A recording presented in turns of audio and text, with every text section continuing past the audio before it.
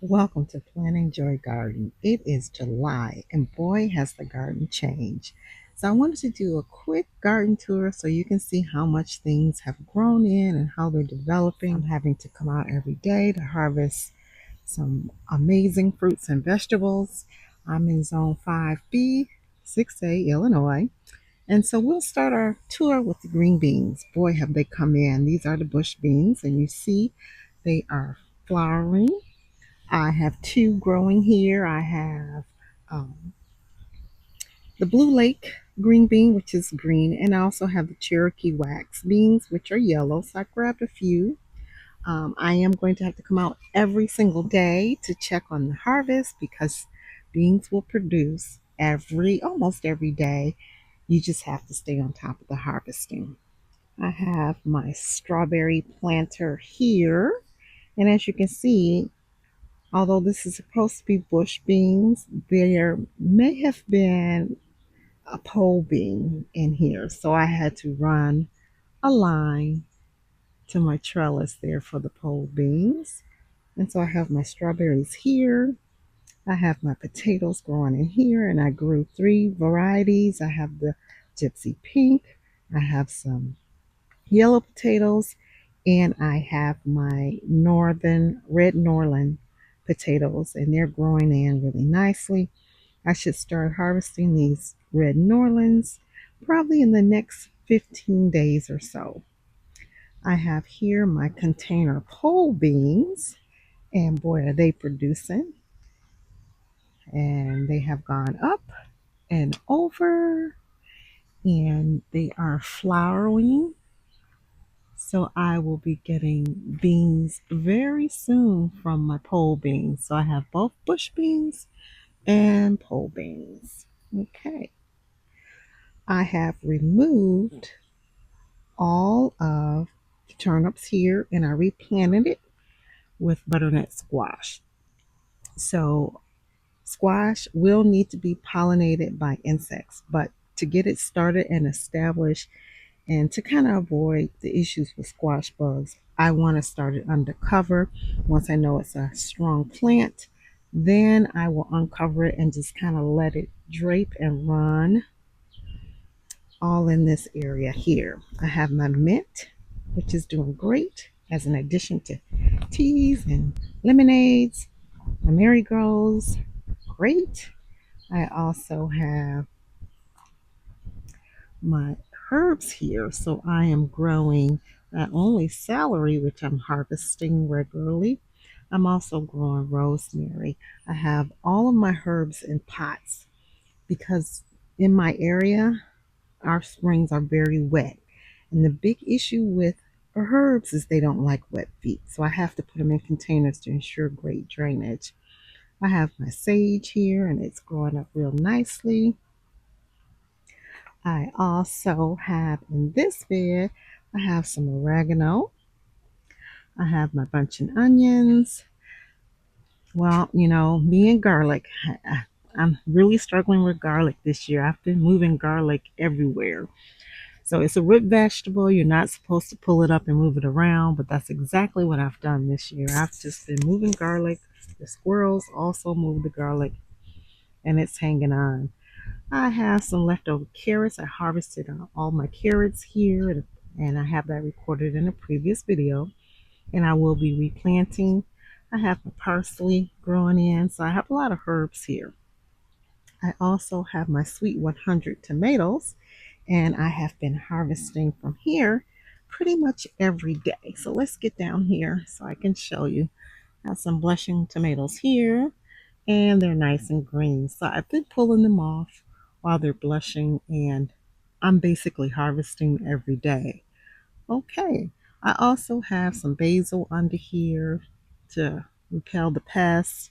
I do have marigolds growing here to protect the soil. On the other side, let's take a little stand on the other side of this bed. On the other side, I have Swiss chard. My goal this year was to grow 100% of my leafy green vegetables. So I started off the season with lettuce and spinach.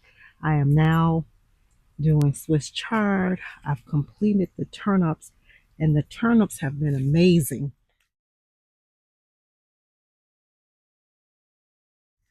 I was able to harvest the turnips, not only just pulling the roots, but also doing cut and come again.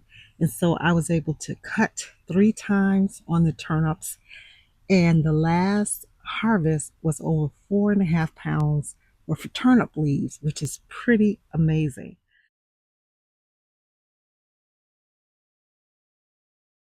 Okay, so now I do have some additional Swiss chard here, and Swiss chard will pretty much grow anywhere. So I have extra here. I'm going to take you over to my green stalks. So in this one, I'm growing tomato. This is a determinate tomato. So this is my Rutgers tomatoes, and I have pulled off the first fruit, and I am getting more fruit. I have blossoms all over. This is turning into a strawberry tower. So I have 3 tiers of strawberries. The last tier having tomatoes, onions, and alyssums. And you can see something's eating at my alyssums, but that's the purpose, was to attract bugs here away from my actual tomato plant and to help me identify what pests are in my area. So it's doing its job. Okay, the onions are basically to provide a scent deterrent. Okay, I have another Rutgers tomato, and you can see the size that the tomatoes will get. This is also a determinant, as I mentioned.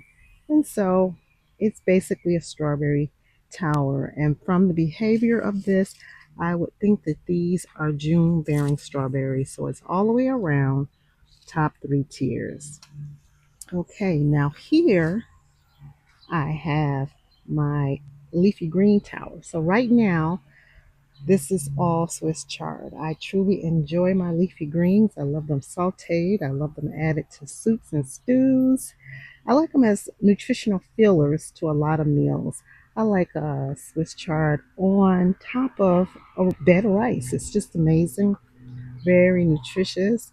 And so I grow lots of Swiss chard. And so I have 5 tiers, I believe, of Swiss chard. One, two, three, four. Yeah, 5 tiers of Swiss chard. I did save a pocket here for kale. I've been struggling with kale, and I know from past experience that kale likes the heat of August and grows beautifully from August into the fall. I tried to grow it spring, which really doesn't work for me. So I do have kale that I will place here and also in any available bed. I'm bringing my Merlot lettuce to seed because I do not have seeds for this. So I want to harvest my own seeds. So this is my leafy green tower. Okay, now let's just go into the garden. Okay, in the center bed is my peppers. So first of all, for scent deterrent, I do have bunching onions. I also have peppers. So this is a Marconi pepper. I did my first harvest on this. I have other Marconis coming in, and it's doing quite well. We're going to swing over this way, and this one is another Marconi. This is the pepper here, and I'm going to allow it to get to full size. I don't always allow them to change colors because Marconi peppers, all the sweet peppers, taste amazing even if they're green. I do have my first banana pepper here, and it's still in a green state. Um, One thing I've learned about banana peppers is I don't let them go too long. Yes, it's okay if they turn yellow, but you don't want them to turn beyond that yellow. Right now, we're still kind of like a lime green. So that's growing up really well. I have basil, and I have lots of basil here.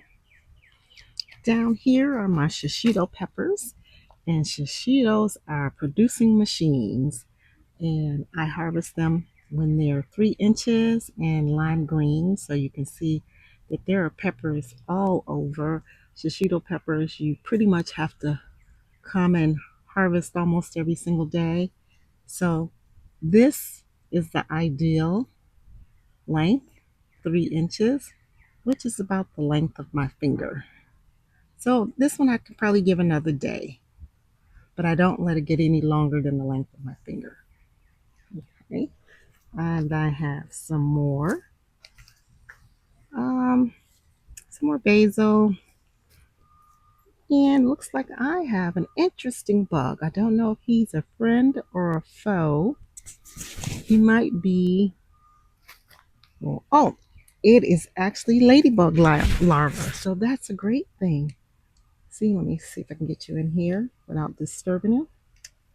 There you go, ladybug larva. So we will not bother them. Okay, and I have more shishito peppers coming in here. So my peppers are doing great. Here is all netted, almost ready to be harvested. I am harvesting my cilantro um, so that I can get these beautiful coriander seeds, which is a wonderful spice. I will be harvesting some to replant and some to use and ground as a spice. And so once I know that the insects have left, I like to net it. That way I can control, um, volunteers. I don't want volunteers everywhere. Okay, so I do have some nice shishitos coming in here. So I do have to check those peppers every day. Now I've also took advantage of the fact that this cilantro is so pungent in its smell. And I started a crookneck squash in here. I have it covered with a cage. And what I plan on doing is cutting this down so that I can leave the scent and hopefully it'll protect my crookneck. So for now, it's in a cage. Once I know it's strong and established, I will leave it open for pollinators. Okay.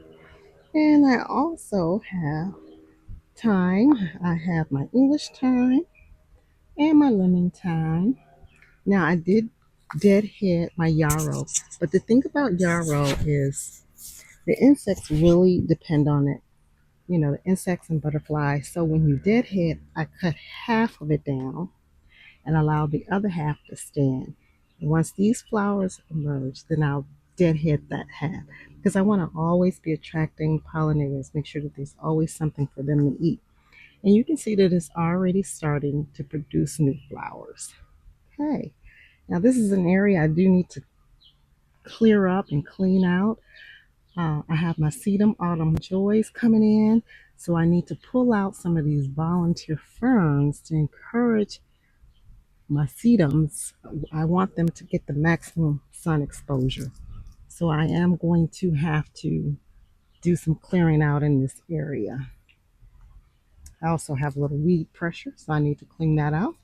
So I had my first flush on my rose bush, and so I have deadheaded it. And right here is my hibiscus, and I believe this is the big red hibiscus. I forget the name right now. I know the name, I just forget. And it's just preparing to set flower. Okay. I have my sweet alyssums here just to pull in some pollinators. I have the garlic, which is moving along nicely. I do have zinnias. Now, I know many people are fans of zinnias. For me, it takes just too long for zinnias to produce a flower. I don't have that many days of warm temperature. I have about 167 growing days. Many of those days are very cool. So zinnias are not the best choice for me. So I'm gonna have to think of a better uh, pollinator attractor for my area. I have my stand of ferns, And what I do as the heat comes in, the August heat comes in, I just trim off anything that's sunburned. My hostas, I allow them to go to flower just to encourage more pollinators in the yard. Okay. And I have my Patriot hosta stuck in there. My Emperor Wu, because of the hot temperatures and intense sun, it's not looking its best. My hydrangeas are doing great. Now, my preferred pollinator attractor, and it's a beautiful yellow, are these black-eyed Susans. And they're about to bloom. They're perennial. They're low maintenance. So they will be blooming really soon to get me more color on this side. And then that brings us back around to my pole bees. So this has been a really quick look of what's going on in my Zone 5B 6A garden. And if you have not planted your garden, it is not too late. For those of us in Zone 5 and 6, we are just really coming into our warm weather. So this is the time when we'll do our cucumbers, our green beans, our squash. So at this point, we roughly have, I believe, about 95 days, possibly 100 days of great growing weather. You can actually grow a lot of things in this next 95 days before our first frost hits. So it's not too late. Get out there, grow something, and I'm very pleased. I do believe I'm making my mark. I'm hitting my goal of growing 100% of my leafy green vegetables. Thank you for joining me in the garden. Have an amazing day.